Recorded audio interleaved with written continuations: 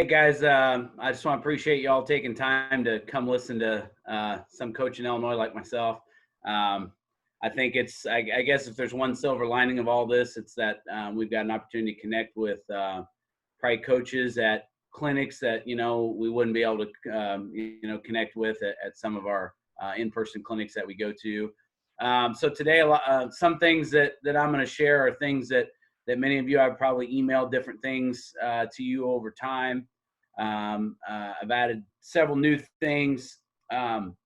Just kind of the goal of today is to try to get you to understand kind of our less is more philosophy. And I think there's no better time to try to think about that policy than right now, because most of us have probably been, our summers have been taken away, or our contact days have been taken away, and we're not even sure where the fall stands. So, I feel like because of how we do things, we're pretty well equipped right now to be able to handle hopefully this, and hopefully you can get some things out of this. So I'm going to hit on a lot of topics. It's like something like 70 slides or 60 some.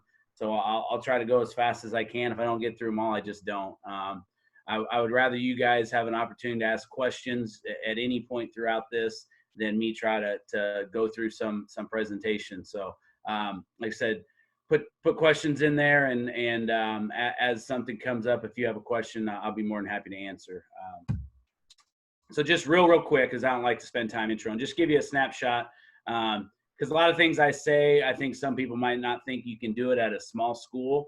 We're a small school. We have 245 kids. We average about 50 kids out for football. And so for us, we've had as many as 55 or 60 even. We've been as low as 42. So we're in that boat of trying to do more with less all the time. We don't get to recruit athletes. We're rural. We're a farming community. Our school actually sits in the middle of a cornfield. And then we weren't very good for a long time. And so the things that we do now are things that we've learned over lots of time. So I've been fortunate to have the same staff for the most part for 13 years. We've had guys come in and out and so forth, but the core of us, mainly the main three core guys, we've been together for a long time. And so we've done a lot of things wrong in order to figure out what we like and what we do now. So this didn't just come overnight. So that's just a little bit of the background. So the first thing I just wanted to start before we got into the summer and how we run through our practices and things, are just how can we get more kids into our program? I mean, I'm a big talent wins guy. I think too many coaches overvalue their ability to coach guys up. And I know that probably makes some people mad. If the best athletes in our school are in the hallways, we're not going to be very good. And I don't care if we don't like this kid because, he doesn't always want to show up to workouts. He doesn't want this. We've got to find ways to get our best athletes into our program for us to be successful. We can't have them walk in the hallways, no matter how good a coach you are, how good your scheme is, how good whatever, athletes win. And so we've got to get, especially at the small school, we got to try to get them all. And so the first thing is just try to make your program the best in the school. And I'm not saying like you actively compete against other people, but you just make sure that when kids come play football, they have the best of the best. They have the best gear. They have the coolest jerseys, the coolest undershirts for the jerseys, the coolest 7-on-7 gear. You try to make your locker room as good as you can. We're in the process of raising money to build a several $100,000 locker room. We're raising all that money in-house. It's probably going to take us another 5 to 8 years, but that's a big focus of ours. I try to be super active on social media, promoting things with our guys all the time. And we do a bunch of fun events and retreats and things, which I'll show a little bit throughout the summertime, just to make our program kind of stand out in the school. I would seriously fight for this. Find a way, and I'd be willing to help you. You need to get athletic physical education in your curriculum. If you want multi-sport athletes to play multiple sports, then you need to find ways for them to train all throughout the year. And I don't know how many times you've probably heard it, I'm not going to play this sport because I'm going to do this for this sport. I'm not going to play basketball because I'm going to lift for football. I always hated that, or vice versa. I'm going to do this baseball training in the fall so I'm ready, and da-da-da-da-da. if you have a way for kids to train and you make it very general in basis and it's not sports specific, and you give kids, actually, we give kids throughout the day sometimes opportunities to work on their sports specific stuff.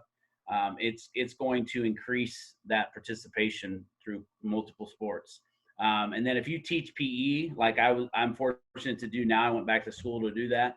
I'm able to build relationships all throughout the school year, because when I was teaching history for the first 12 years or 10 years or whatever it was, you only had so much time in that classroom when you got curriculum and you got 30 other kids sitting in desks or whatever it is to talk about things. But when kids are working out and training and I'm moving from rack to rack and kids are resting and things like that, I can spend a lot of time and I can see things that they're doing sprint wise or weight room wise. And I say, hey, have you ever thought about this? I think you'd be really good as a running back, or blah, blah, blah, blah, blah.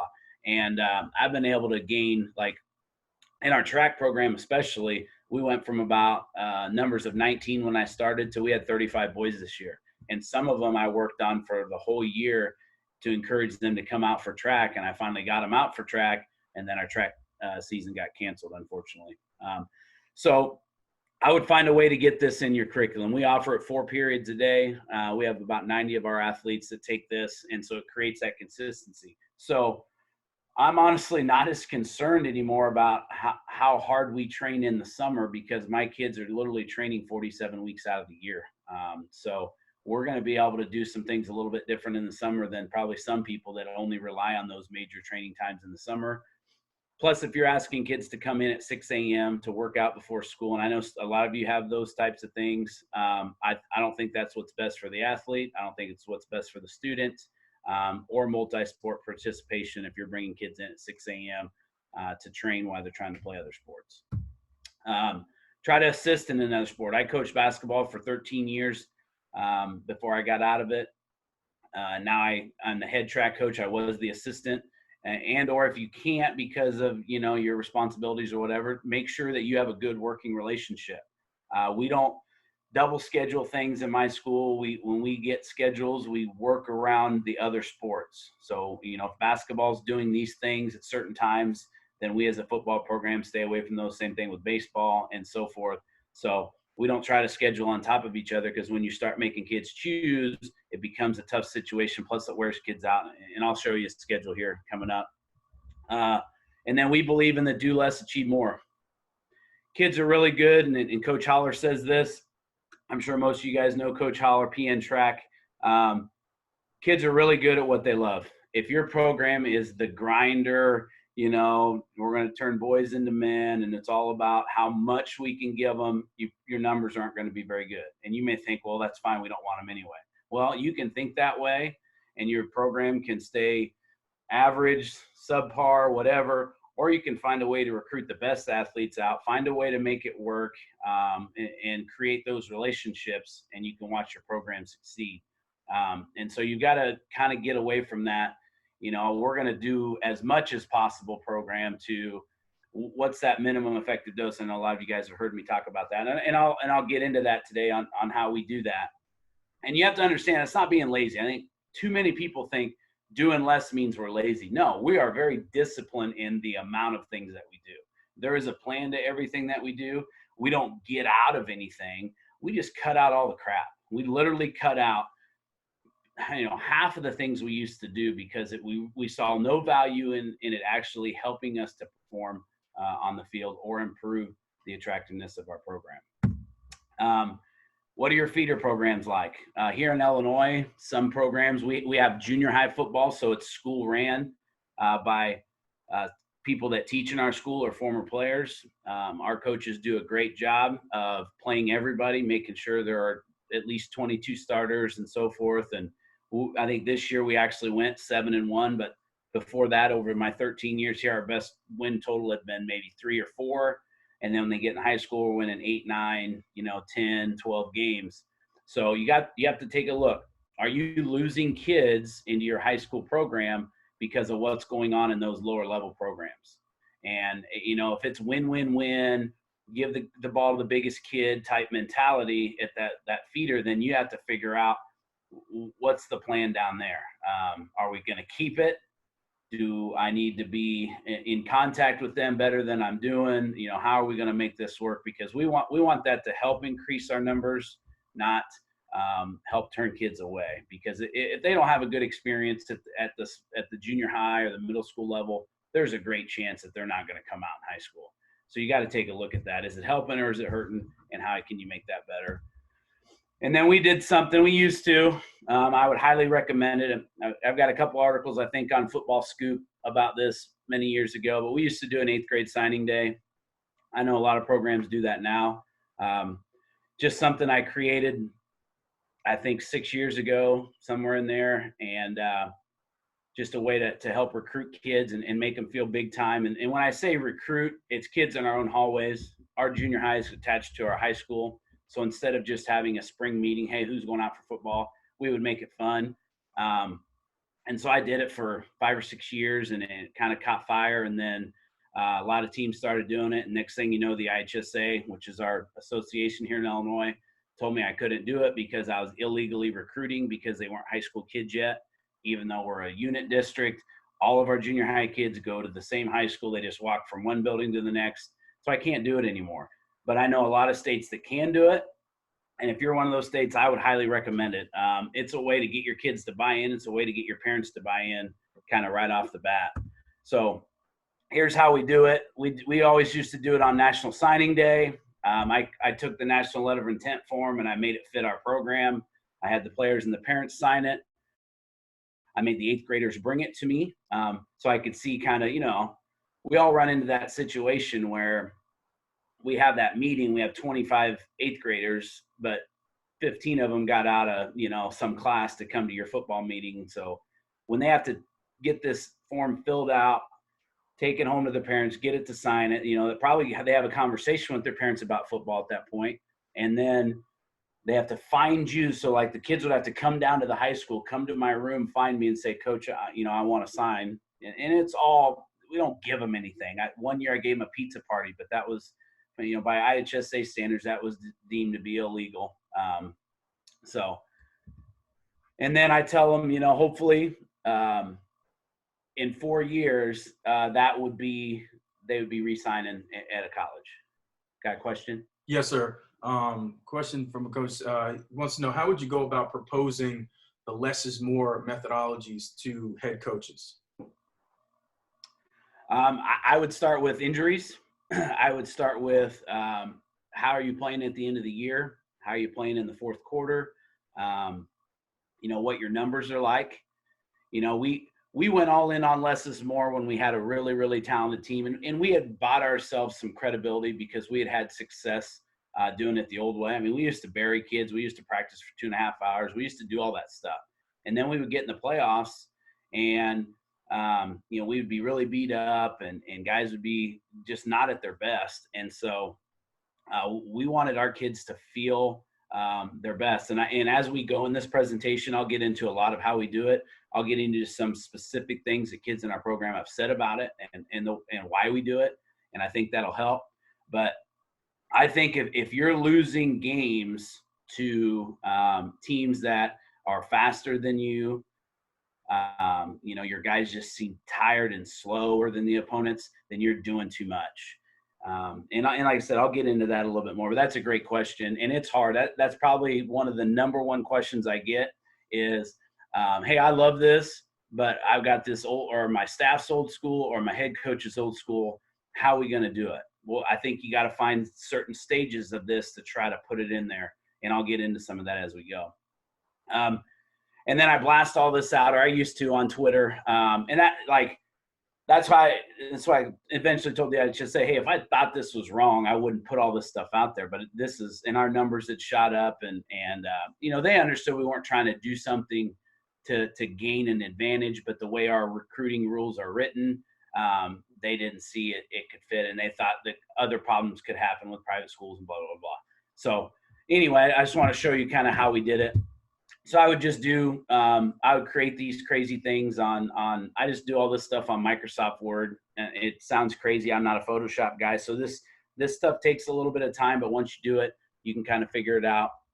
So that was a big thing I put up. And then this is a kid we quote unquote signed. So I would get our photographer to come in. We'd put him in the jerseys for this first time. We would snap a picture, and then I would create this signing day thing. And then, of course, the parents would I'd put this out on social media. We're blessed to be able to sign, Dominic Williams. He's going to be a stud, whatever I would say. I don't even remember.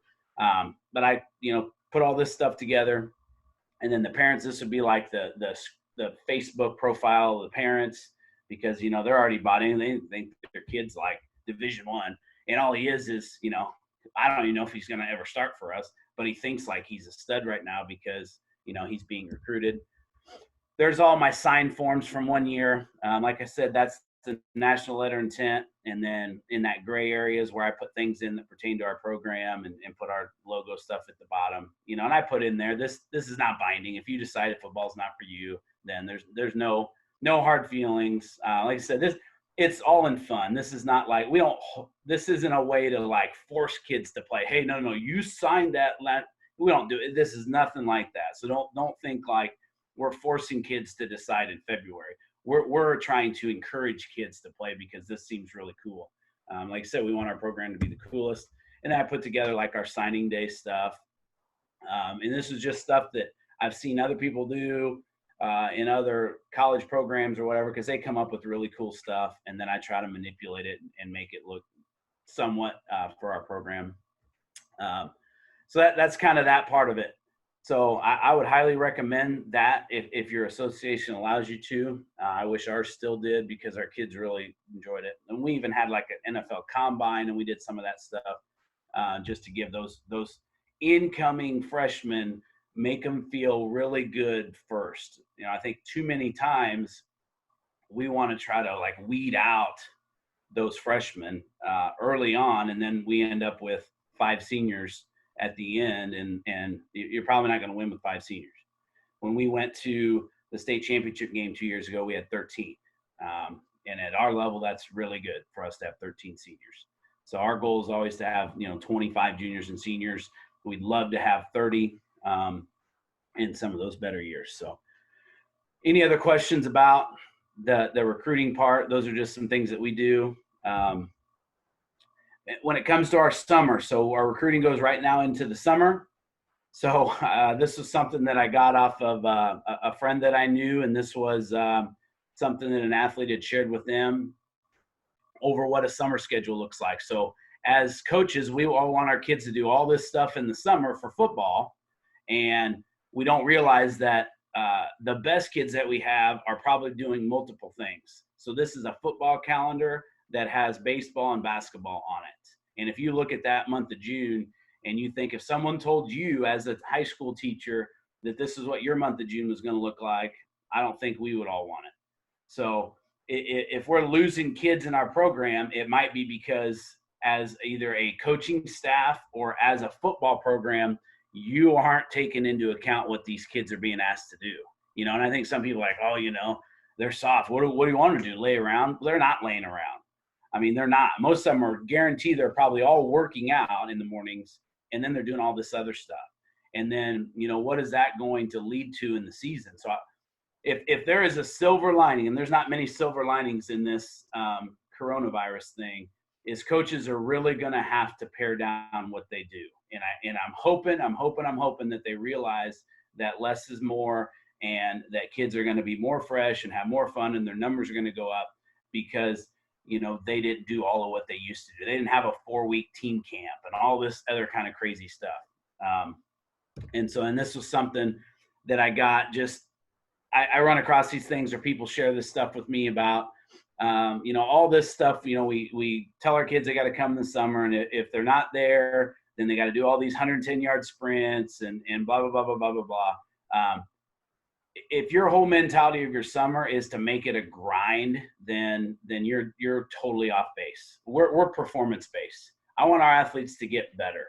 I don't want them to just get tired. And I think too many coaches have the simple goal of the summer is, let's work them to death, because then that will make us better in the fall. And it's not. You're actually probably taking time away from performance-based things. You're probably making them slower. They're probably more injury prone and things like that, because you're doing things that don't pertain to football.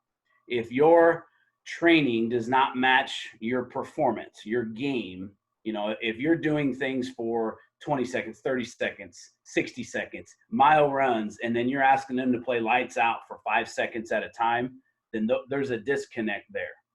Going out and running a mile and a half and playing a football game in 5-second bursts are not the same energy systems.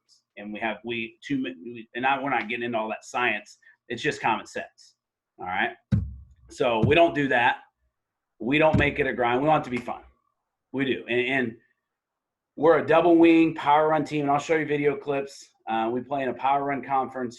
Our kids aren't soft. I think people think, well, yeah, then your kids are just going to be soft. It's not a country club. We come in, we sprint, we rest them, and I'll go through kind of our schedule as I go through here. We're working, but we're not just aimlessly putting 2 hours, 3 hours in just to get them tired.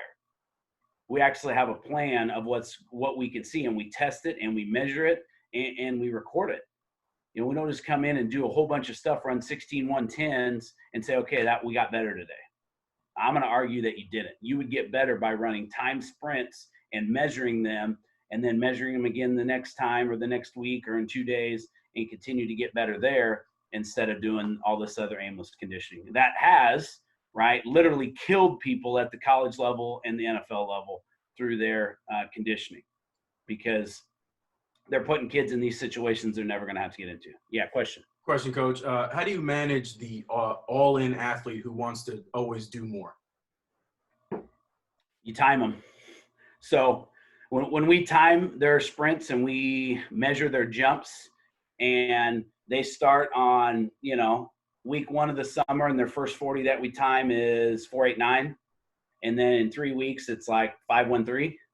You say, what all you've been doing? Well, I've been doing this. I've been going to my trainer. I've been doing this. I'm like, well, all of those things are great, but look what it's doing to you athletically and physically.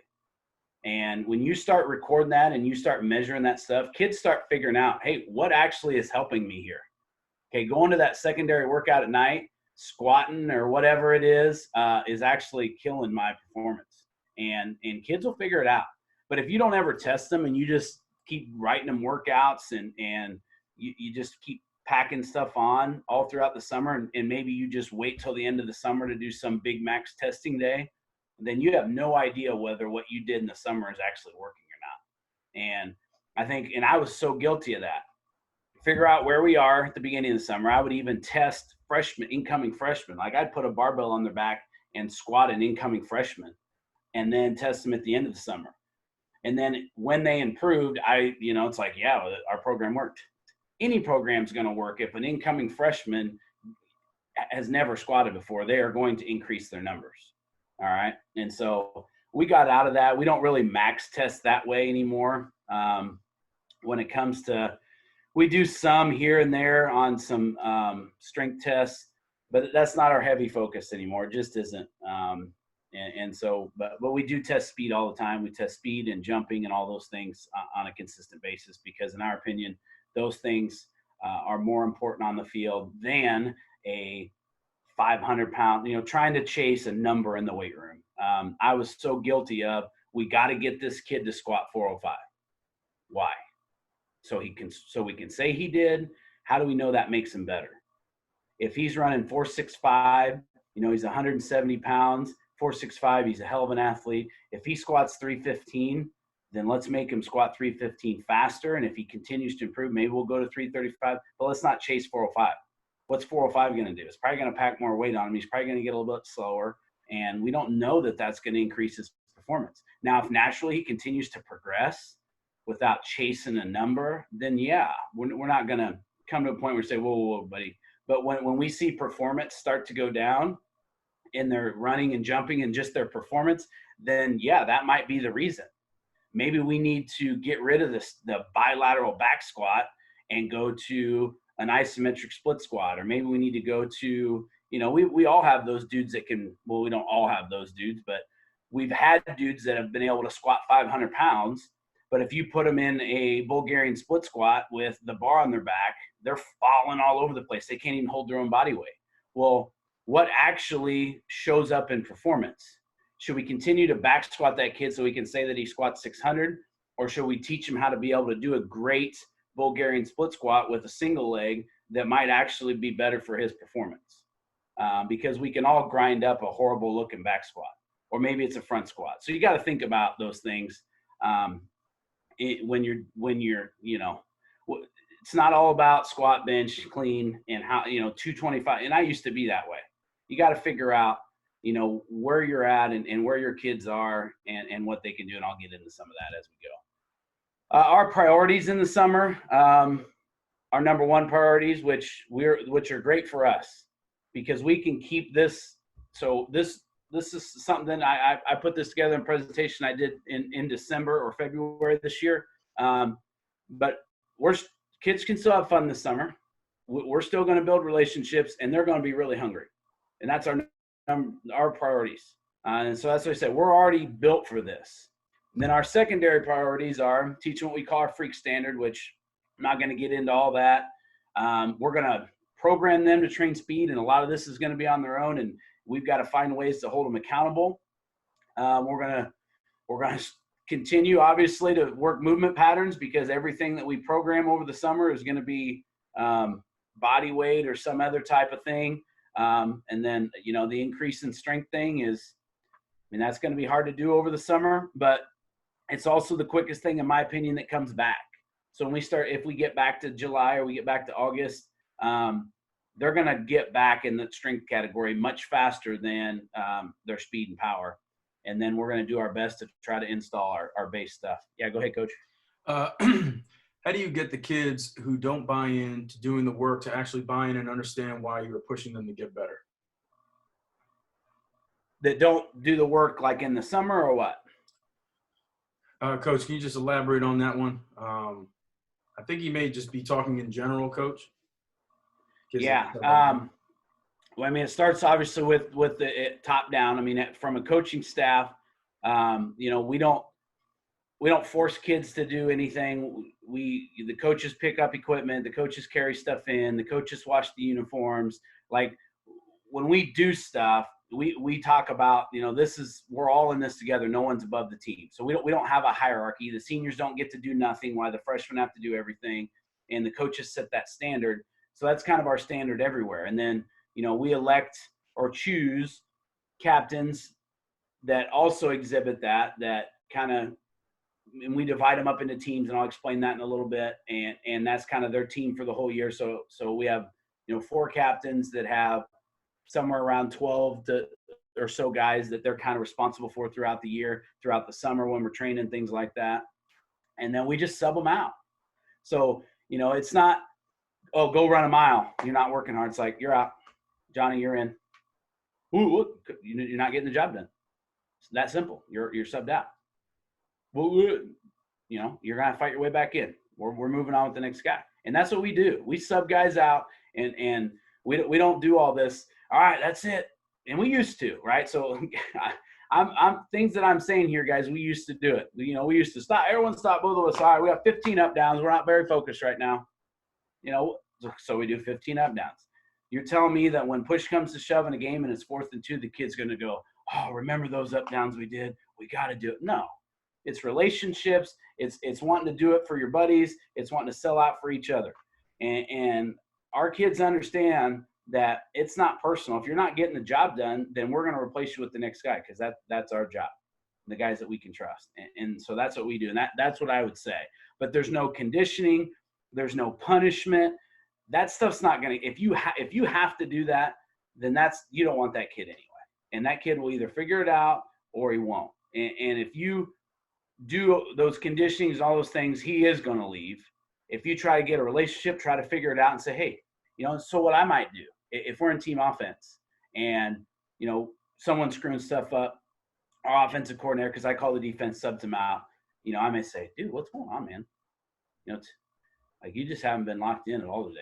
You just, like, what's happening? And then they might tell you, or you may have to work on it. You may have to work on it after practice. We have something after practice that we call a punch out. So whenever we get done talking and we break, every player's got to have a punch out with each coach, just a fist bump. So if I got after a kid in practice or I saw something I didn't know why was going on, I might say, hey, hang around for a second. And then I'll walk in with them and say, what's going on? Well, I failed this test, or, we got to move out of our house, or my mom and dad, I think, are getting divorced. And there's usually something. that's going on why a kid is not doing what you want. And you got to figure that out. Kurt Hester, I got to hang out with him in February at a clinic. He actually creates in which I think I'm going to steal it, like a questionnaire for all of us incoming people, whether it's incoming freshmen or, probably anyone new to your program. Just basic questions, where do you live? Do you live with mom and dad? And you might have to word it a little bit different. I can't remember all the things, but it was like, what's your favorite band? What's your favorite subject? What do you like to do for fun? And it just gives you an idea of who this kid is and what they like so that you can build that relationship. If you don't have a relationship, I don't care what you're telling them to do, it ain't happening. And, so it all starts there. That buy-in starts with those first top 3 priorities that I have in that tier 1. Everyone wants to go straight to like 7 and 8. Everyone wants to go straight to nothing but strength training in the summer, and let's get all of our RPOs in and all that. And like, that's great. That's great. But what are you doing for the kids that are playing football because someone said they probably should, or their parents told them they should, or their buddies did, and they don't know if they really like it. They're just doing it. What are you doing for them? Because they could care less about those things. And at the end of the day, when they graduate from your program, they could care less about what their strength numbers are. They're probably not going to remember what their records were each year, and we know they ain't remembering where they're supposed to go in their blocking assignments. So what is really important? And so those are things that I would recommend. One example of something that we do fun is a freak retreat. So we load our kids up, and so I don't know that we were going to do this in late July this year, but I don't know. I don't know if we're going to be able to. We load them up. We go to a campsite. I got a little bit of video. I'll just show you a little bit so we can keep moving. And we take their cell phones from them, and we have just a whole weekend of team building stuff. And so you can see here, there's just various challenges that we do, football memories, that stuff. We talk about freak is our standard: finish on empty, relentless effort, embrace competition, always accountable, known for discipline. So that's what we talk about. But we don't do X's and O's. We don't do game plans. I know a lot of you guys go to a team camp where you compete against other people in the summer in football. That's fine. That's great. You get your kids together. That's not what we can do that stuff at home. If we're doing 5-on-5 live stuff against another team in June at a camp, to me, that's a wash. It's not that big of a deal. But if I can spend 2 days, 2 nights, cell phones gone, nothing but team building, nothing but relationship building, nothing but fun, that's going to have way more impact when push comes to shove in the fall than that 5-on-5 session you did, or that 7-on-7 session you did with another team. And that's just my opinion. And so when you look here, there's no, we don't even get a football out. We don't even have a football. We don't even bring a football with us. We do none of that. We do everything but football when it comes to that weekend. It's a pretty powerful weekend. So if this plays, I'll show this to you.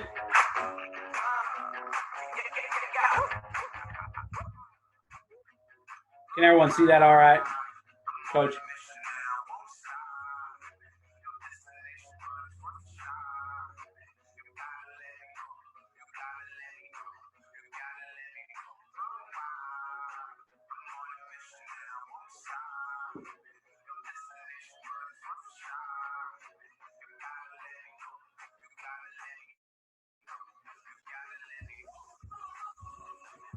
I'll fast forward through some of this. They got a really cool high ropes course. Turn that down. So that's pretty cool. So our coaches do it. We all do it. It's pretty awesome. And we just have fun with it. Like I said, that has nothing to do with then you jump off of this thing. It's all pretty cool. Guys do fun stuff. They have a pretty cool, like I said, this is what every kid wants to do in the summer, right? I don't care, even your best kids, they don't just absolutely love to get up every day and go work out. But if you get them on the blob and you get your biggest lineman and he blobs you away that high up in the air, that's fun. Like, kids are always going to remember that. And we've got data to show how much fun they have that way. So anyway, they have blacklight stuff. We usually have a commitment campfire where we have a pretty emotional night too. We get them up in the middle of the night one night and have a firewood relay just for fun. So those are things that we do. that it helped fun. We do the draft. We've been doing this now since 2012. So I just picked some of these sheets out. So when you talk about accountability, we do divide our teams up in the summer, and then we draft. We actually do it live in our auditorium. I'm not going to show you that video because I want to keep going.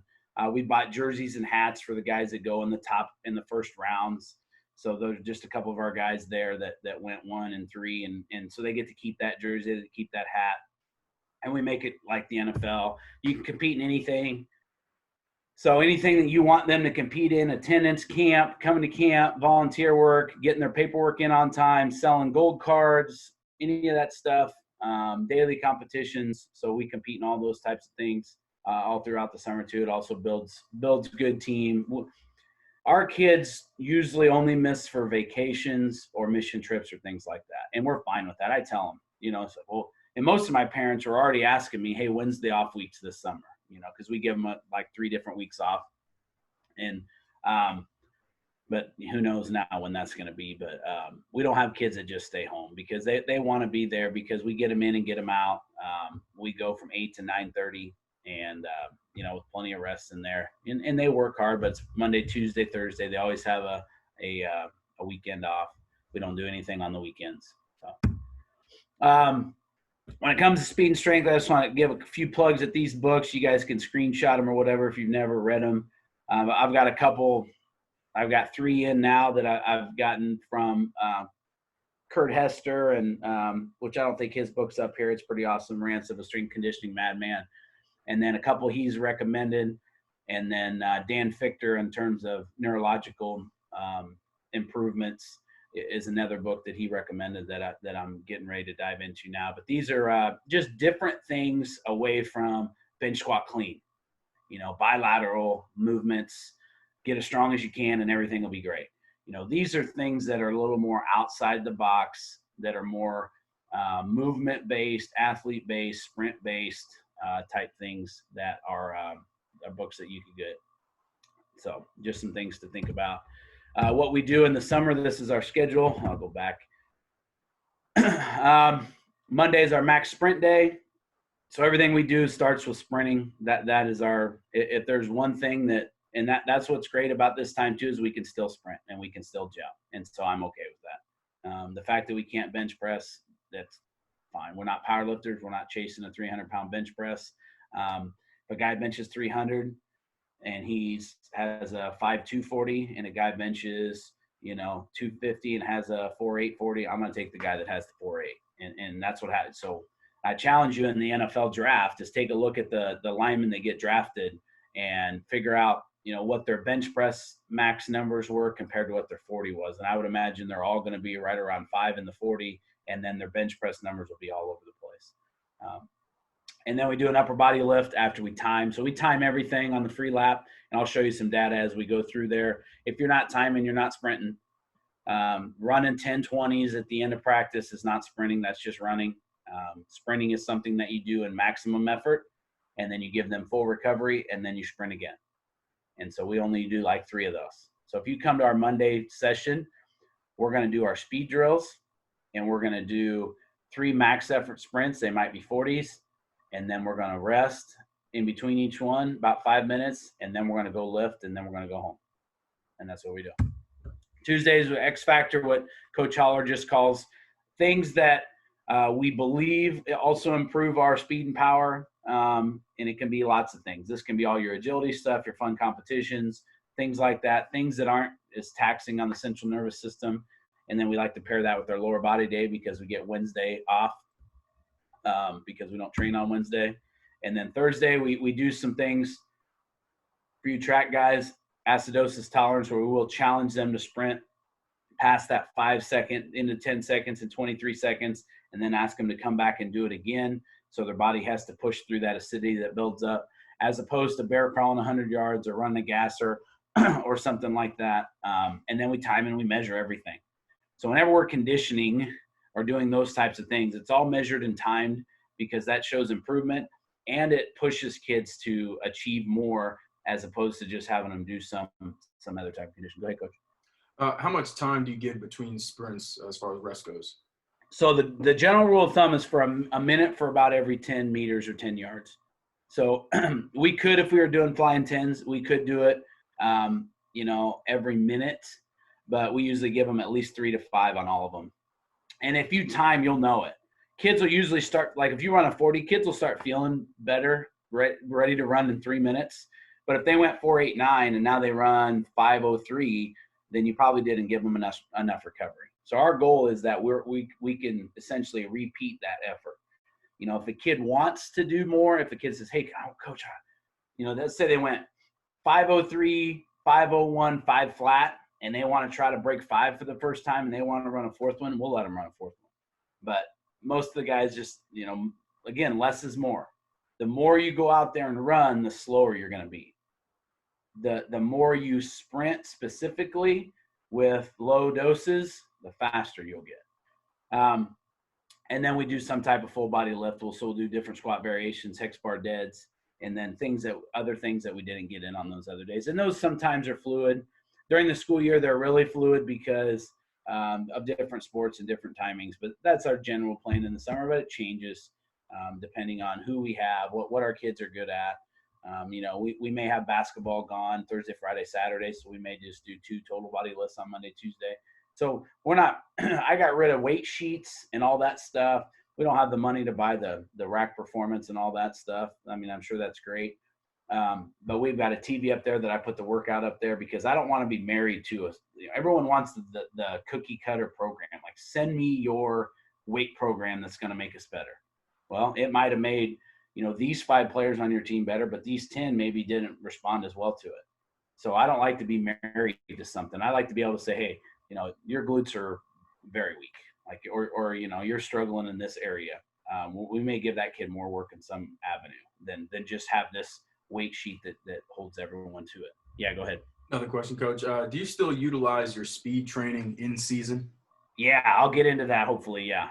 How long do I go till? Can I go till like 1:30? Oh, absolutely, Coach. Absolutely. No Okay. problem. Yeah, I haven't even got into in season, but I'll get into all that. Yeah, we sprint all year long. The only times we don't sprint are the 5 weeks that we're off. So normally we're off the week school gets out. We're off the 4th of July week. We're off the first week of August. It's a dead period. And we're off for 2 weeks at Christmas. Other than that, our guys are training 47 weeks out of the year. That's why, like, I miss my guys, and obviously we all want to get back with them. But I'm not decimated by the fact that we can't, start the summer by doing all this heavy lifting, because our guys have been training for a long time. Our seniors have put in 47 weeks a year now for 3 years, and that strength will come back. Let's keep sprinting. Let's keep jumping. Let's do body weight stuff. Let's do isometric. Let's do some single leg work. Let's do these things to stay, in that base of what we've created. But, we'll get back to that strength stuff when we get there. Here's some of our drills and stuff. And some of these are early summer. So some of these videos are older. I've got a whole video out there of all of our speed drills. I put it out on Twitter before. I can do that again if someone wants to shoot me a message. My email will be at the end of this. So those are horrible bounds. We're better bounders than that, or a lot of us are. And then we run. It's kind of sad because let me turn this down. I just got our booster club to buy 2 rubber runways to roll in that hallway, because here in Illinois, it's cold most of the year, it seems like. And so I want to have our guys the ability to spike up. So we just bought like $1,500 in rubber runways, and they came in about 2 weeks into the quarantine. So they're just sitting in the equipment closet, ready to be used, and we can't use them. So that's the same hallway that we run. And that's what the free lap looks like. And we just write them down, and I'll show you some of that data as we go through that. X factor stuff is just, plyometrics, jumps, sprints, just things that challenge your kids to absorb force, generate force. And we notice they got the timer on. We're timing them just to see how fast they can land on these jumps and then get into a 10-yard acceleration. So that's why you can see those lines on the floor. And then you can see the kids are walking back. I mean, I think people are scared to let their kids walk. What are you after? Are you after for, useless moving around the field in a constant slow jog? are you after specific periods of great intensity in your program? And too many of us mistake movement for achievement. Like if we're moving, we're getting better. No, a kid jogging to water and jogging back means that next period is probably going to be even worse than the last period. So if you have 5 minutes scheduled for water, let them walk and get water, rest, and then come back and make that next period really good instead of always gotta go, gotta go, gotta go. Well, guess what? What's 2 hours into gotta go, gotta go, gotta go? What's that look like for a player? I bet the end of that is not very good. And then none of that we're doing when we get tired like that actually equates to what we need to have in a game. You guys are creative. So our speed development, we call it slow cooking. So here's a consistent, this is me tracking speed data over 3 years for this kid. He came in as a freshman. We get a lot of these kids like 5'9", 5'8", 5'7", slow. Skill guys though, right? Because they're like 130 pounds, 115 pounds. So he came in with a 5'9". Obviously, when we initially started sprinting a lot, he went down a lot initially, just learning technique and stuff like that. And then, like, I think he played basketball. So you can see there's kind of a spike, right? Because when you're in all these other sports, there's, you have spikes in that. So it's not completely straight down. There's all these different spikes depending on the season. And then you can see these nice dips at different times, right? And this is probably, a lot of these dips happen during the football season because we're giving them those rests. And then it was summer of wherever he's at. I think his summer between sophomore and junior year, he finally went under 5 for the first time. And now he's never not ran under 5, and he'll be a key player for us coming back as a senior. Yeah. Got a few questions here, Coach. First one's a two-parter here. Who tracks all the data and info that puts the information and programs together? Coach, I can't hear you. Can you hear me now? Can you hear me now? Nothing? How about now? No, I can't hear you. Can you hear me all right? Yeah. Huh. Can anybody else hear me? I don't know what the heck happened. How about if the coach that asked the question wants to ask it, go ahead. Here, hold on a second. Let me they can hear me. I don't know. Let me see if hold on. Or we can save it to the end and just go. Yeah, we'll keep rolling. And then we do add some fun competitions in the summer. Like I tell people, this doesn't make you, in my opinion, a better athlete. It might show you who your toughest kids are, but it's fun, and guys like to compete. But carrying that bag isn't going to make us jump and run further and all that stuff. So if that's the basis of your stuff, then, it might look cool, but it's probably not actually helping you. I mean, so this is fun and the kids compete, but this isn't the basis of what we do because, this isn't making them – somebody say, oh, it's making them tougher for the game. I don't buy into all that. I think we talk too vaguely about toughness. Toughness, in my opinion, is showing up every day, doing what you're supposed to do when you're supposed to do it, and that ain't coming from yanking on this rope all the time. But we do it for fun and to compete, just to break it up for the kids. And then our summer football schedule, like I said, is very minimal. So it's part of that do less, achieve more. So we usually have a mini camp, which we won't get this year. So we're going to probably do like a huddle install instead of actually meeting. So we do that right after our speed and strength sessions. We do a couple early just to get them thinking about it. And then we do 2 late because in Illinois we have to have 2 days of helmets before we get into shoulder pads. And then we do a couple 7-on-7s is all. And then we only do 5 days of team camp. And that includes our strength stuff. It includes film work. And so that's the amount of contact days we use. And I think some people flip out and say, oh, how you get all your offensive and defensive stuff in? Well, then I'll share with some of that our principles on that as we go here. And then what does our preseason look like? Well, we used to do the 2-a-days like a lot of you probably used to do it. And then if your state was like ours, they forced us away from it. It's probably the best thing that could have happened because we couldn't do that old way anymore. We used to go for all that time out on the field. So now we just go one period with our varsity and one period with our JV. I put 3 hours here because people say, well, you're spending 3 hours on the field. How are you? Well, I'll show some practice schedules as we go. We're 3 hours with a lot of rest in between, like the first 2 days. And then in that 3 hour time block is about 45 minutes of film. And then the amount of time you get ready. So we really never go over 2 hours past maybe 3 practices the whole year. And then we get down to about an hour and 45 as the season goes along.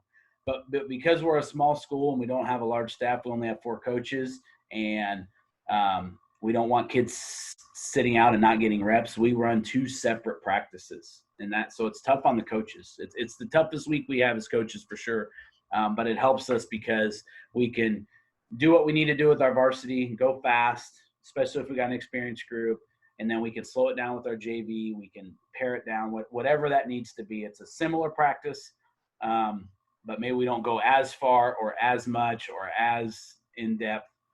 Depending on whatever we're at. Like we may focus on our 4 base runs for the whole first week of the JV, whereas the varsity, we may be moving on to more things because our guys are understanding what we're doing. So that's worked out really well. So if you do have a small staff and you can't just have a separate JV practice, but they're not getting the reps the varsity guys are because you're trying to get the varsity guys ready, that's an option. Now that means your coaches have to be teachers or have that time off during those quote unquote 2 days of pre-practice. So again, that's why if we start on time, at least with practice, I'm okay with our normal 16-day schedule because I feel like that's what we've done now for a long time.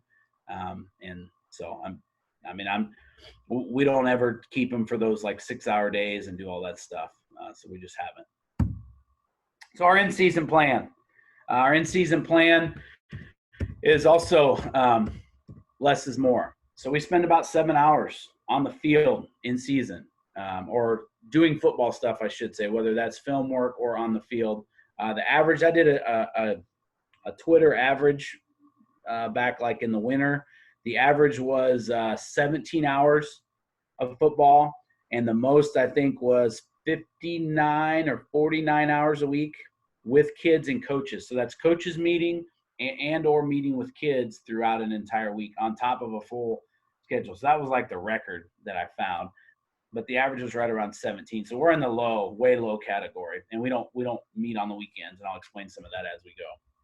And our biggest reason why, like many of you probably, especially if you're young, is we have families and our kids are young. So that's our philosophy. We want our coaches to be able to coach. We don't want them to put their families aside. And so we try to figure out what's the minimum we can do and still be effective. And so that's our main why. Our other why is just the things I've kind of been talking about. So our Feed the Cats is actually called Relentless Rest Repeat. And that's something that our guys understand. Our guys don't even know what Feed the Cats actually means. I mean, they wouldn't know that phrase. I use it because it's kind of a culture out in the social media world, and Coach Holler's done a great job promoting it. But we don't tell that to our kids. We go by Relentless Rest Repeat. We want our kids to play relentless, then rest when it's time to rest, right? It's not – I think some people say, well, you don't need to be relentless all the time. You can't be relentless all the time. It's impossible to be relentless all the time. You need to be it when you need to be. Then you need to rest when you need to rest, and then you need to repeat that. Have the ability to repeat that on over and over and over and over. And that's where we came up with that phrase. So I'm fine. If our kids walk back to the huddle after a play, like if we made a stop on first down and they walk back to the huddle to get the call, as long as it's not a no huddle situation, I'm okay with that. That we need our kids to be able to play the next defensive play. I could care less how much effort they're spending in between plays. I want them to spend it during the play. In practice, we work everything around speed, and we only do specific football stuff. We don't flip tires. We don't do just all gassers and those types of stuff. We don't do that. We do RPR. I'll get into that a little bit as we go. We don't stretch. I think Tony says it best when he talks about a lot of people use warm up for like 40 minutes or 30 minutes at the start of practice and do all this, all these movements and all that stuff. And all we're doing is getting our guys tired, and we're not actually getting them better at football. We sprint 3 times a week. So that goes into our in-season stuff. We don't condition in terms of running conditioning at the end of practice. It's never on our practice plan.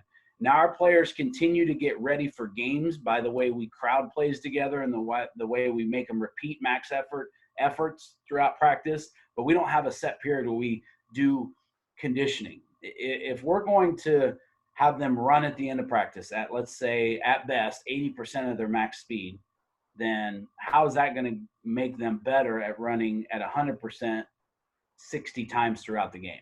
So let's say we run 4 gassers at the end of practice for 40 seconds at whatever percent. Your linemen are probably running them at about 20%.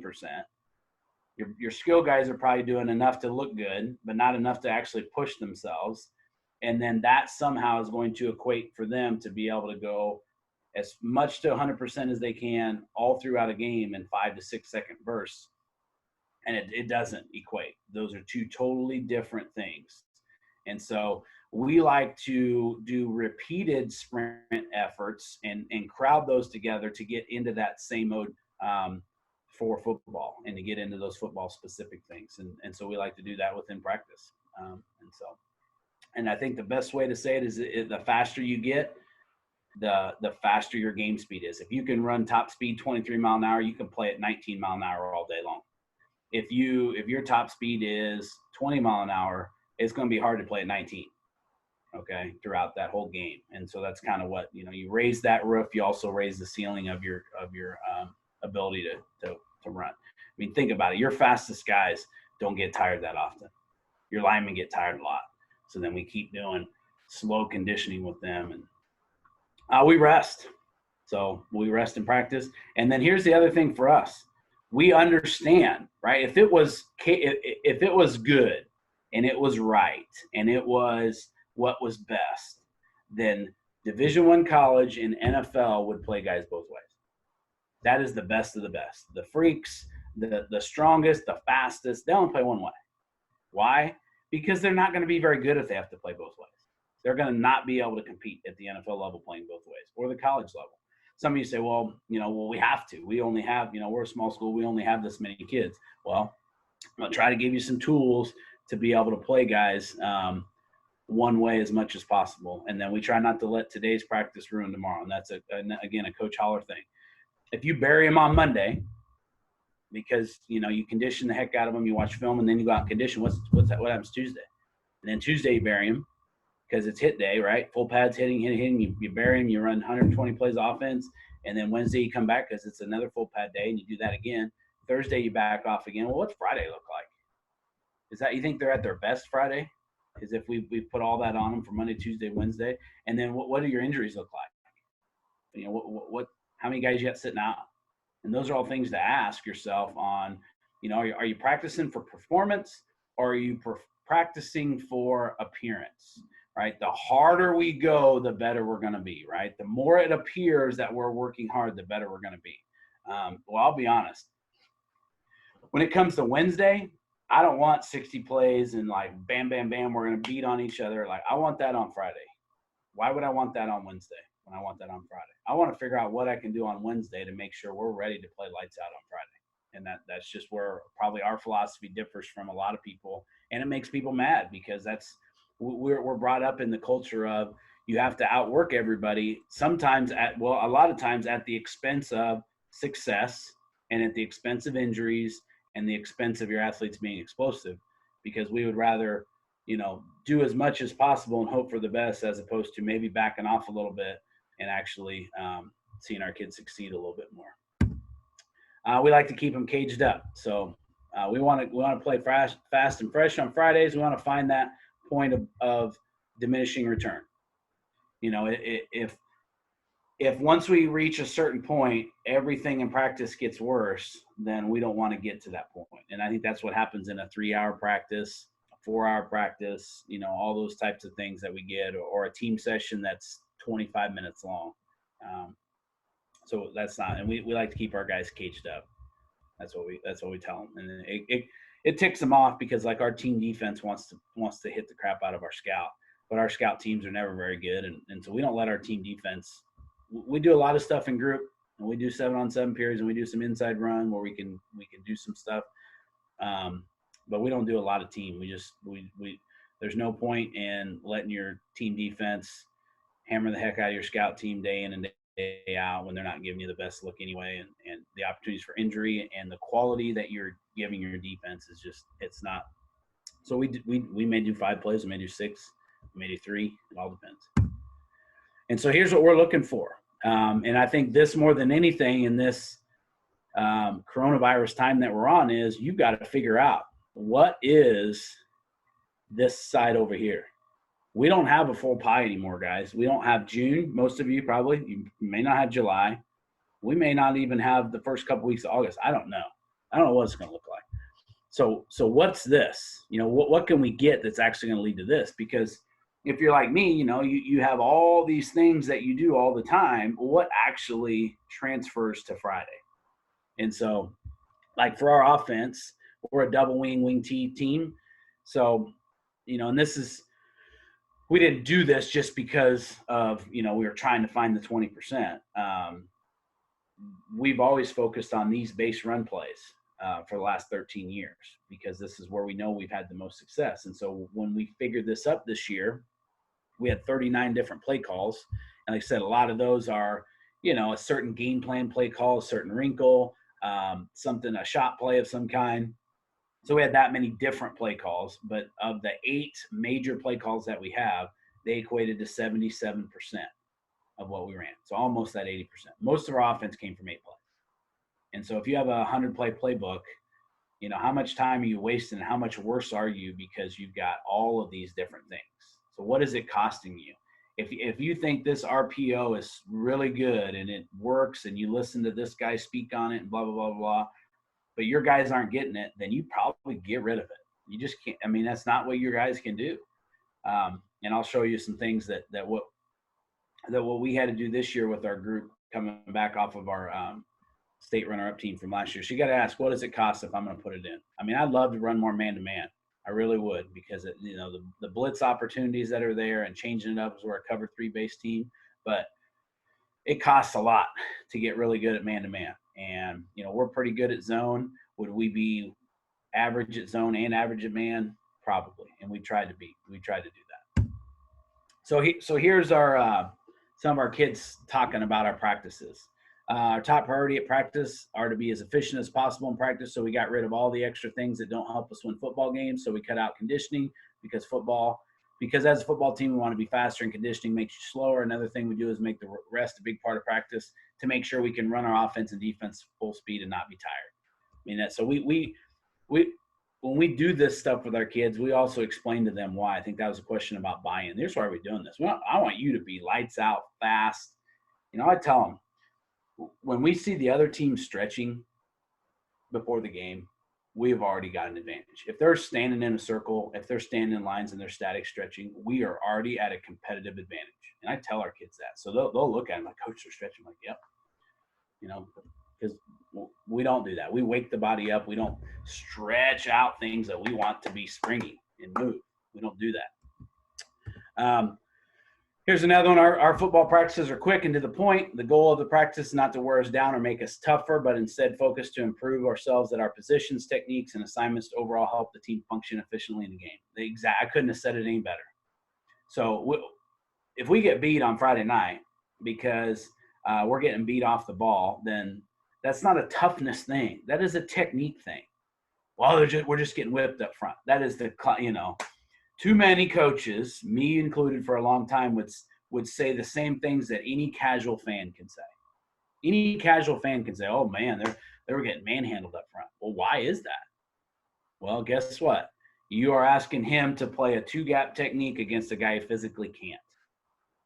Okay, so what are we going to do? Okay, then we need to start stemming up front. We need to move. We need to slant a little bit more. We need to keep them guessing. We need to bring a few blitzes.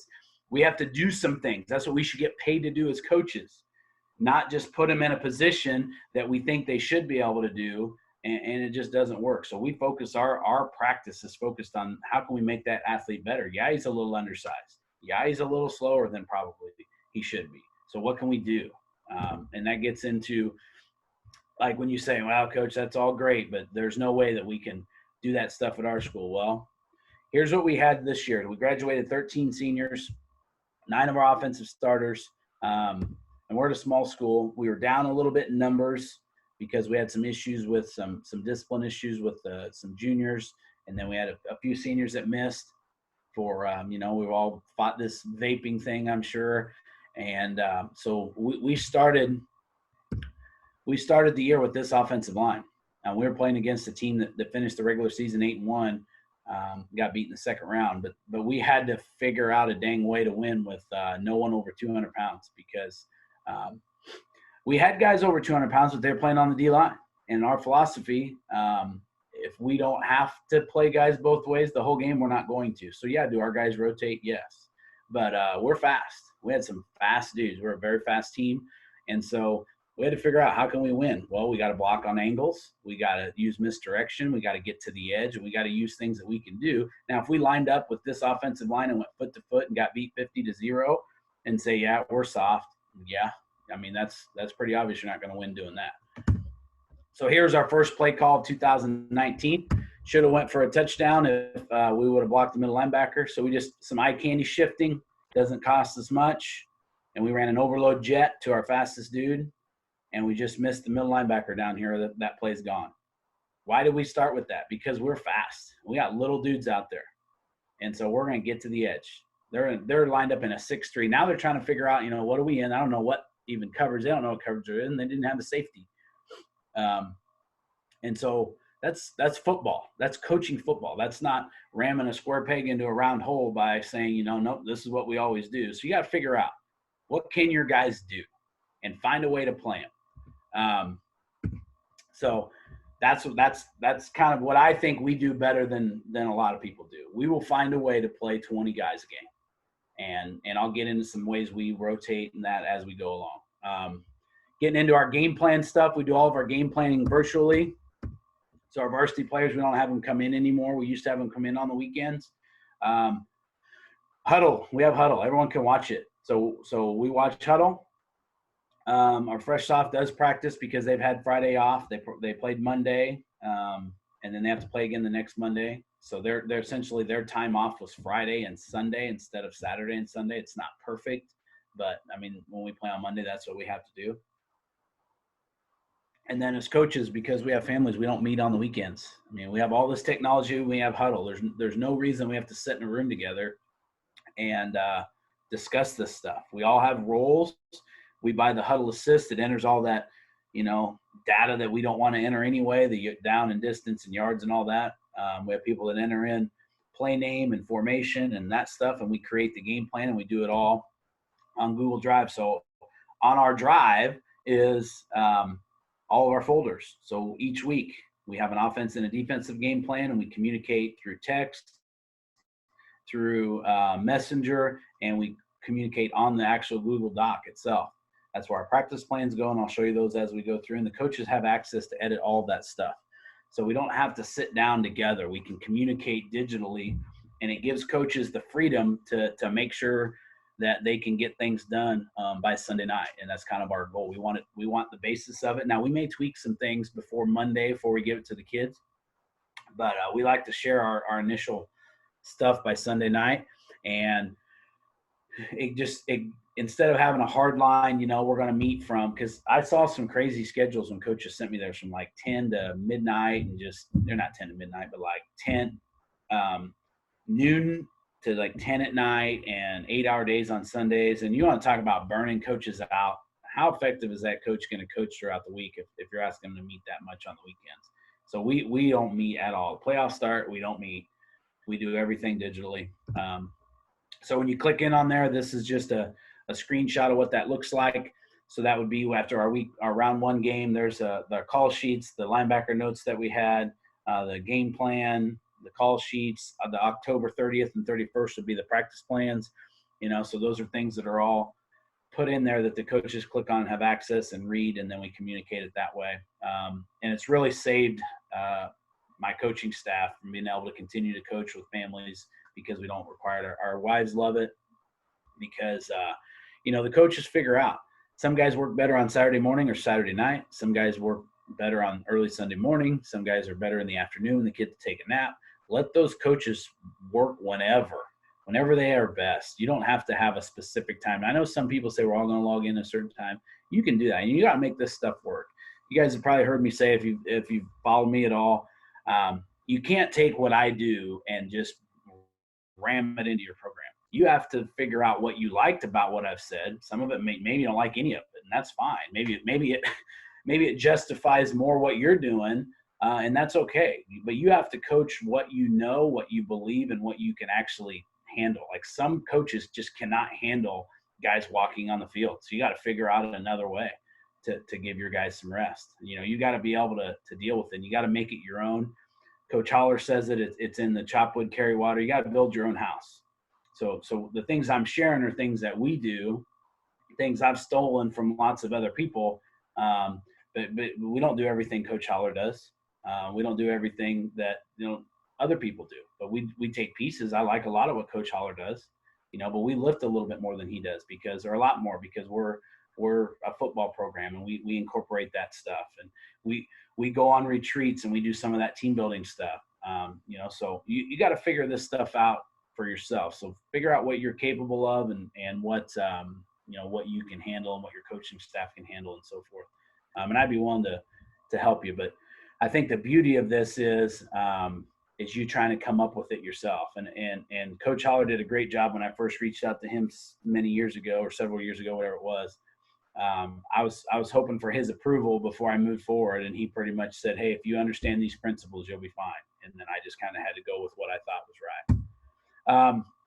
Our game plan to our practice schedule then. So Monday's our sprint day. So I think someone was asking about what we do on sprinting in season. So that's our sprint day. So we do our film, then we do RPR, and then we sprint. If you're in my weights, my athletic PE class that I talked about an hour ago, or however long we've been doing this, you've already sprinted. So your sprint day is over because you're in my class. That's a benefit. So we only usually have a few people that either maybe it's a couple seniors that didn't want to take it, or it's a scheduling issue or something like that. But we don't go on the field. So we don't go through a walkthrough or any of that stuff. And I know a lot of people do, and I'm not saying not to do that. If that's something that you want to do, go for it. We get our stuff done in film, and we feel like giving them the ability to go home without taking the field on Monday makes our Tuesday feel a lot better, because they've had Saturday, Sunday, and essentially Monday off. So they're ready. They're a little more hungry to go back on the field Tuesday. And our Tuesday practice is a little bit better, I think, because we limit. If you make them do all the time, then how much are they going to love it versus if you only, if they only get to do it some of the time, right? I think our kids have really realized in this pandemic that it sucks when something gets taken away from you. And I think they'd all like to be forced to do stuff again, but whenever they can't do, then that really has merit. And then Tuesday, which is probably what sets us way different than most, is we still don't put pads on Tuesday. We go helmets only, and that's our big install day, whatever, or fundamentals, because we just want to limit the hitting. I mean, you saw our roster. I mean, we're like everybody else. We can't afford tons and tons of injuries. We can't. Some years we can't afford one, and so we try to limit the amount of contact that we give our guys, and we don't have any issue with tackling. We teach all the tackling stuff. You can do all kinds of the hawk tackling, and we have the wheels, and we have all that stuff that we do when we don't have to be in pads and taking people to the ground, and we never take people to the ground. So, and our guys still tackle, and we haven't had concussions or head injuries or any of that stuff. We will usually do a tempo period, but we go against bags. We have kids hold bags, and you'll see that in some of our video. It's not, I mean, if you're looking for Friday night type physical on Tuesday, we're not looking for that. We're looking for proper footwork. We're looking for leverage. We're looking for proper run lanes. We're looking for just our guys doing and going in the direction that they're supposed to, and then figuring out what plays are actually going to work against their defense, for example, on offense, or vice versa. Are our guys getting to the right spots on defense? That's what we're looking for on Tuesday, because we film everything. And I know some people that practice offense one day and defense the next. For us and for me, I've never liked that, because when do you get the opportunity correct? So if Tuesday is your offensive day, where you've got your whole game plan, and you come home Tuesday night and you watched it on film and whatever you thought was going to work doesn't look very good. But when are you correcting that? If Wednesday is a defensive day, you robbing defensive time? Are you waiting until Thursday to change something? So it puts you in more of a bind, in my opinion. And that's why we like to see stuff on Tuesday on both sides of the ball, figure out maybe what we didn't like or what we liked more for Wednesday. And then on Thursday, it's like we believe, the game's been called already because we know what we want to do on Thursday. So this is what our practice template looks like. This is all on Google. I've sent this to lots of different people or copies of this.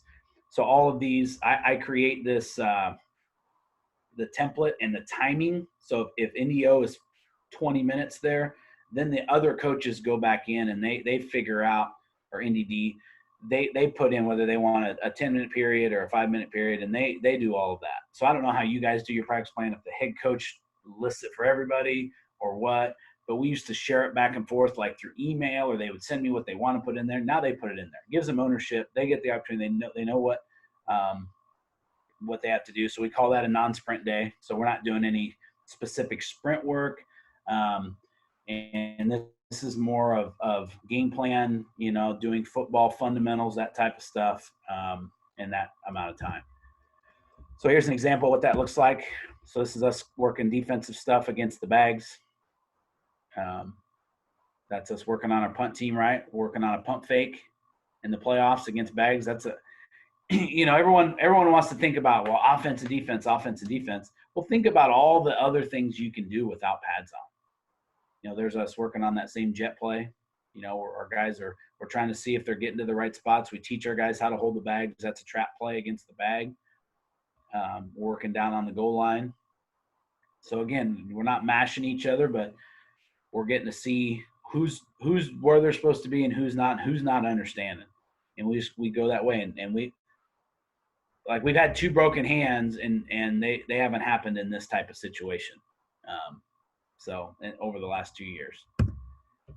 And then Wednesdays are full pad day. I'll do full pad day, so I'm not going to get into all that. Our difference is we start with a sprint period of some kind. And then we also try to put some other full speed work in small doses.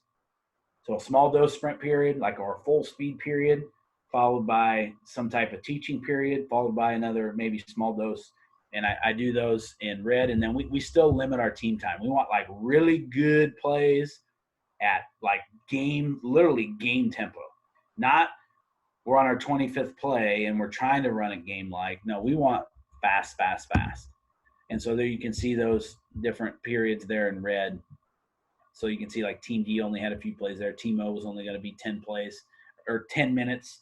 So, we may only get 6 plays with our 1s and 4 plays with our 2s. And we're okay with that. We're okay with making Friday night the toughest night. And you see we got some two-point plays down there. And I think this was leading into week 9, I think. So here's the start of one of our sprint periods. You can see I've got the free lap cone out there. So we're just working on rocket toss runs with the cone. I don't time those. I don't keep track of those because I don't have time to do that. But I yell them out and the kids know, and they always want to compete to be the fastest one. We're catching quick pitches there. But you can be as creative. You can be at route running. You can have a kickoff coverage. You can figure out who's your best guy to get down the field on kickoff. Lineman-wise, we do pulls. We do backside reaches. We do that kind of stuff. So those are all things that we do with the free lap timer. And that's part of our sprint time where the guys are sprinting. And then Thursdays are our traditional non-sprint helmet day. We do wear shoulder pads too, just so we can actually fit into the shoulder pads like we would. And then we do our pre-practice stuff. And I always say this is like a rolling track schedule. So I actually don't even go out there with a plan anymore. I know exactly, I've been doing this long enough, 17 years, that I know the order that we do things, and I don't have times. And if we're crisp and sharp and everything's great, we're just going to roll on through this. And our goal is to hopefully be done by 4:30. We get our clothes off, and go to the locker room, get that stuff, get our jerseys, and then we go and have a team meal, and we're out of there by a little after 5 because, boom, we want to be good and rested for Friday night. And so we're not. It hadn't always been that way. There's been times that we've went dang near live because I've been mad at something that was going on Thursday practice. But I got rid of that whole idea. And then our game days are also different. We've kept them caged up. So we don't do a warm up like you all probably do a warm up. So our specials. So again, this is kind of where I've changed since I started coaching track. Like I think a track, I don't do a team based warm up in track. Everyone's events are at different times. If my only event's the 4x4, I probably shouldn't warm up with the guys that are running 4x8 because they're on opposite ends of the for in Illinois. So like in a track meet, your 4x1 guys, when they have time, when they get there and they get loosened up, they go work on handoffs, and they do it. They know the expectation, and I can see them doing it. So we do the same thing. Like our specials and our skills go out like on their own. So we don't like say, hey, we want you to run 17 of these routes and we want you to kick 14. This is part of that ownership. Let them build their own house. Let them go out there, and our guys do. Our guys want to go out there and get loose before a game. They feel better, just like those track kids want to go through those handoffs. So they do that stuff while we're setting up all of our technology. Other guys are taping. If you're a young kid, you're not allowed on the field. Then we do our RPR in the gym, in a gym, whether it's our gym or an opponent's gym, or sometimes it's a cafeteria, or sometimes we got to do it out in the grass. It just depends on where we're at. And then we don't ever take the field, and our warm-up lasts about 15 minutes. That's it. It's more of a wake-up. I like Coach Holler calls it a wake-up. We want to wake up, central nervous system. We don't want a grueling warm-up where we're tired. And then the new thing that we started this year with halftime is we actually try to feed them a little bit. And we brought them inside. We used to sit outside and sit around in an oval, and coaches would say whatever they needed to say, and guys would get cold and all that. Again, we're about performance. So what helps our performance? So we started doing this. So that's our weight room. So we actually start bringing them into our weight room. Gatorades, fruits, a chocolate bar or a granola bar, whatever makes them feel better. I want them to be ready to play in the second half, and not, if it's raining, I know someone's like, oh, we're going to tough it out in the rain sitting at halftime. Well, that's fine. Does that actually show up out on the field? No, I want them to have a little bit more energy in the second half. I want them to understand that we care about them. We care about their well-being and all those types of things. So we did that. It was a game changer towards the second half of the year, and we will do it from now on.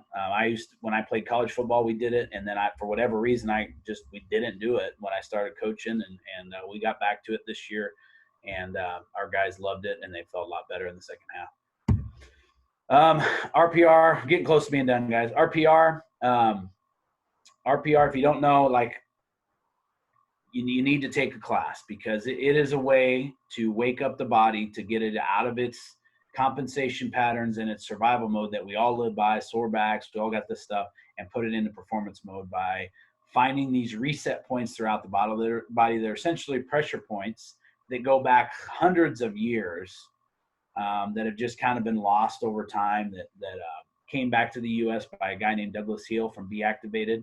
So if you've ever heard of him, and three guys put it together to be able to give it to coaches, because it was very practitioner based. And so I went to classes a few years ago, brought it back to our guys in the summer, asked for a volunteer, and brought kids out, and they can see immediate changes. All right. So I've been doing it now. I'm level 3 certified. So I've worked up to those levels, and I've seen some crazy, amazing, instant changes to kids' bodies and getting them locked in. And our guys love it. All of our programs use it, even to where some kids in programs are going to their head coaches and saying, hey, we want to do RPR instead of our normal warm-up. So our results using it for 2 full years of using it, we haven't had any soft tissue injuries, with no ACLs, no Achilles, none of that. Like I said, we had the 2 broken hands. One was a JV kid that we took out in a 50-0 game that was playing in the second half. We had which was weird, a growth plate thing this year. I mean, he was out maybe 4 weeks. But we had the ACLs, the high ankle sprains, and all those nagging things, the MCL sprains over the previous seasons, and we've gotten rid of those. I mean, football is a contact sport. Contact things, hands, that type of stuff. I mean, a kid could break his leg. I mean, that stuff can happen. We've had 1 fresh soft concussion in 2 years. We had 2 other ones that even the people are like, I don't know, but they got to sit out. But we had 1 legit kid gets hit really hard.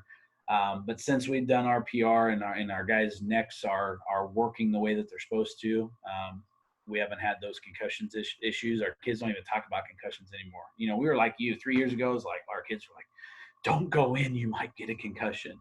We don't have that anymore. And you know, in our state championship year that we went to the state championship game, we dressed our entire roster, 9 through 12, in the state title game, in really week 16 of the season, a 14-game season. This year we dressed everybody but the sophomore that broke his hand week 9 in a blowout game in the second half. So I mean, we got our guys when we need them. If you want to look at why maybe you haven't been successful, the first thing you need to ask yourself is how many of our best guys are standing by me on the sideline. And if it's quite a few, then you need to look at what you're doing and what can you do a little bit different. Here we are in our gym and a couple other gyms, and at Illinois College we play, and this is us going through our wake-up drills. Here we do them in a square, and then our speed drills. So we do all this with our lowers on, and a lot of you guys probably heard me talk about this before. It really freaks people out because we don't take the field. Like if we go to an opponent's place, we don't take the field till there's like 15 minutes to go on the clock. Some teams take it with like an hour. So team might be out there warming up for an hour, and it's just like, where the heck is Central? Well, we're doing our own thing because we're fine with being different. That's one of our slogans too. It's just different because you know we're performance based and we're fine with you know going against the norm of what everyone thinks we should do. And that's just kind of who we are, I guess. Here we are. Just this is a short clip, I think, of us going through hitting our wake up spots. And again, I don't want to step on the toes of our PR and you know, I'd be willing to answer more questions. I did an hour and a half Zoom thing with 4 or 5 other guys that's out there on Twitter with a bunch of questions, you know, and I'd be willing to answer some more specific things. But it's very, I mean, for $300 to take the online course, you can do it at your own leisure. It's going to change the game for your health of your athletes and performance. Just trust me on that. You know, and I'm not getting paid to say that. I'm just a coach that uses it and believes in it wholeheartedly. And I've never had a coach that implemented it come back and say, "Coach, that was the stupidest thing we've ever done." Every coach has said, "Wow, like we don't have the injuries, we don't have the nagging things anymore. I can't believe we didn't start this earlier." So, and then just a couple clips here to show how this all went together for game day. So here we are installing a new play. I right, we call it 45 down. So we're kicking out the end. We're running this on bags on Tuesday. It's the first time we probably ran it in a group period. Here we are running it against pads. Again, we missed a block. You can see me down there with my – and then here's the first play of the game on that Friday night. Same play. And that dude is a 4'4" guy. He was fast and fresh, and he sent me a message. He's 190 pounds, guys. He sent me a message I think after this game said, "Coach, this is the best I've ever felt." I mean, think about how many times your athletes tell you, "Coach, I feel amazing during the football season." Here's another play. This is our buck sweep. Here we are running it in the rain with pads on. This is before the playoffs. Then it snowed overnight. So here we are running the same play in the snow. And then here we are that Saturday of the playoffs running the same play again. And there's like, I didn't count it, but there's 6 guys laying on the ground, you know, and it's like, "Oh, Coach, we're not going to be physical enough unless we use bag, you know, unless we beat on each other." Well, I'm here to tell you that when it's time to go, I mean, there's 1, 2, 3, 4, I think a couple finishes there, 2 more guys laying on the ground, and then a stiff arm to finish, like, unfortunately grabbed off. You know, that's a playoff team. That's doing that in the playoffs. And then, like I said, here's our game day goals. We try to play one O-line, D-line as one way as possible when we rotate them through. You know, we're not dumb, but we find ways to use guys as much as we can. What can they do? Down block, they can pull. You know, they're good against the run. They're a good pass rusher. Get them in there and rotate. We rotate our running backs every couple plays. We go fast. We use tempo because we are playing a lot of one-way guys, so we wear teams out pretty early, and then we spread the wealth. We don't chase stats too. We get our starters out. It's crazy. Like, you know, sometimes you watch film or things that have happened, teams that have maybe beat us big over the years, and their starters are in the fourth quarter up 30 points or 20 points or whatever. there's no point in that. Get them out, get your other guys in there, and you'll be fine. So in our year that we were state runners up, we had 6 really good wingbacks that we rotated through. It wasn't a big deal. This year we had a lot of young kids because we did graduate. So we had to figure out when we rotated these guys in the backfield, what plays were still good. And so this was on our call sheet. So if you want to talk about creatively building depth, you've got, again, you can't, that one dude that ran that touchdown, the long one, was 190 pounds running downhill. Well, this dude here is like 135. This dude's like 135, and these are small dudes, 2 sophomores and a junior. So these are plays that they're going to fake, and we're giving it to the fullback, or these are plays we're getting it to them on the edge, or plays that we're throwing it to them. Those types of things. So you got to get creative. You can't just say, "Oh, that kid's not good enough." Well, yeah, he can do something for you. It may just be to fake. So you got to figure that out. And then every once in a while you'll give it to them and the team won't know it. And so here's our last 2 years since we've really dove into this. The Williams kid and the Ross Miller kid have both been all-staters, 2 totally different guys. We graduate just like y'all do, but pretty similar in terms of carries and a lot more yards per carry this year out of our fast dude. This guy is faster than this guy, was probably a big reason why. We only give our guys the ball between 7 and 10, 11 times a game. So again, we're keeping them fresh. We don't get in the eye and run a guy 30 times after we've given them, 60 runs in practice. So, and then we've been able to be successful. We've had, like I said, I showed you these things that we've had healthy kids. We've had a couple concussions. Like I said, only one that what I consider to be legit at the JV level. And then, like I said, these 2 are at the varsity level, but no varsity concussions. That's the key thing. And we were getting kids sitting out all the time. And what I figured out, we've been in over 50 games and 120 practices at all level, and this is really all we've had. And so we've been able, and that's been the biggest success of them all, because when your kids that you've trained can play that are good, that leads up to this. And so one of these losses won the state championship game. 2 of these losses were, we're a 1A program. It was to a 3A program that's in our conference. And we lost this year to a really good Athens team in the second round. So this isn't going to guarantee that you win every game. It's just not. But the healthy kids, fast kids, that's our 40 progression. Happy kids, and this is the things I like most about practice. When we had full pad day, we'd fly around with a bunch of energy because that was the only day we could really hit people besides game day. Isn't that what we all want? Instead of the only thing I like about it is the games, and by then I'm wore out.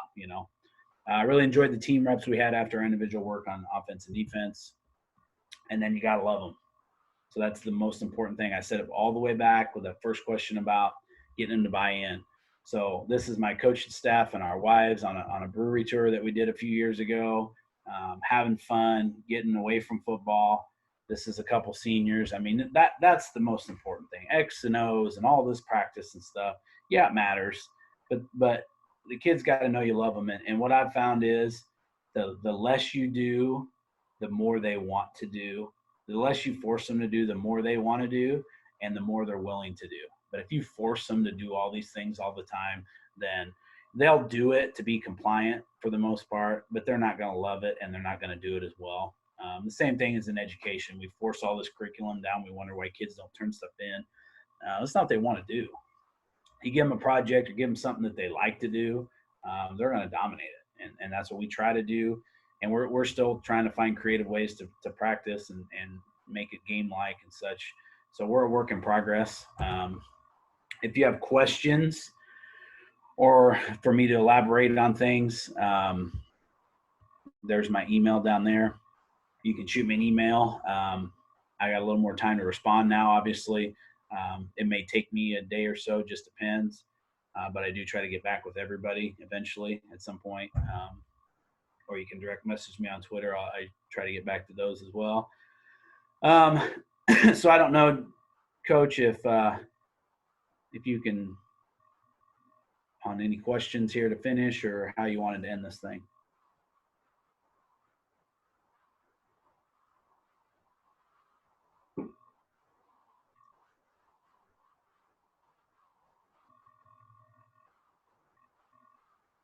Does anybody else have, I'm not sure where Coach went. He was having trouble with the speaker.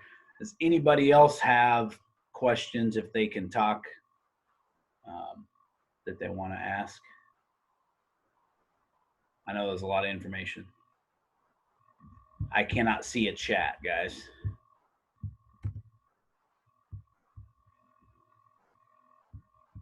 Okay, I can see a few things on the chat. Yeah, there are some colleges that are implementing this. Actually, Coach Holler just met with the whole Purdue strength and conditioning staff. I mean, this is stuff that Chip Kelly was doing, or similar to what he was doing. So yeah, unfortunately, a lot of them are not. So a lot of them are still in. Like I look at the University of Illinois. I mean, they weren't even going to be healthy this year for spring ball, and they lost so many people to season-ending injuries and so forth. And you know, we just want to keep doing more and more and spring ball and all this stuff, and then wonder why we have all these injuries. How many defensive scout reps do we get? Not a lot. I would say we don't usually ever get more than definitely never more than 10, but probably mostly around 5 or 6. How do you sell your track program to your football guys if you're not the head coach? I think like we work well with our baseball coach. I mean, I don't have a problem with playing baseball, but we talk nothing but speed. We give out speed wristbands and for miles per hour club and stuff like that. And, you know, I still don't get all of them because it's hard to do spring sports after you've done 2 other sports. I understand that. But, you know, I think when you put an emphasis on speed and you put an emphasis on, you know, and you go watch them run and you talk to them about, you know, those types of things, I think that helps. You got to make sure you have the right guy in there that's not a huge volume that's going to destroy him in track practice.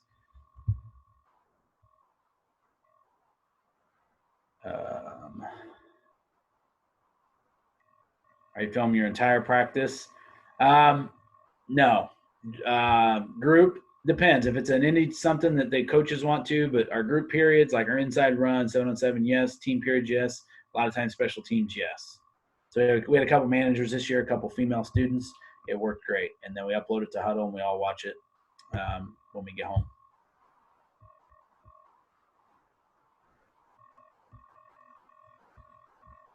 Someone asked how much do our guys know about football. They don't watch much. So that's why, I mean, you can try to get them to watch film, but you know, we try to give them some clips, some breakdowns, some things that they can specifically understand about their technique. And but no, we don't inundate them with film because, I mean, if they're cerebral and not instinctual, then they're going to play slow.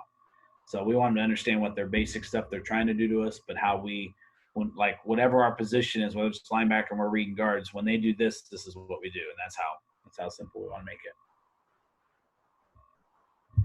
Another question was, do your fresh soft just have practice on Monday, go through Tuesday practice? Yes. And so we were already ahead of the curve there because our state mandated this year that they could not wear pads. So we already didn't have them in pads. So they do all the individual work and all that stuff, yes.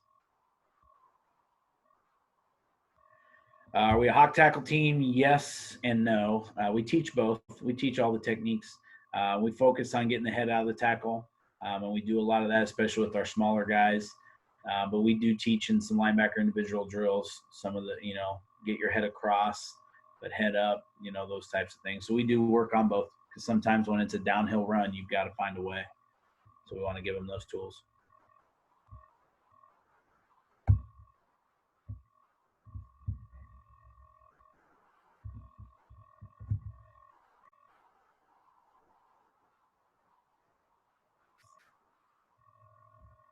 Well, Justin, anything else?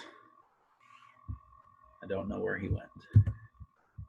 Well, I appreciate you guys all for tuning in, and hopefully you got some things. Like I said, there's my email, and I'll be more than happy to share. We don't have any secrets, so you're welcome, guys. Thanks. Appreciate you.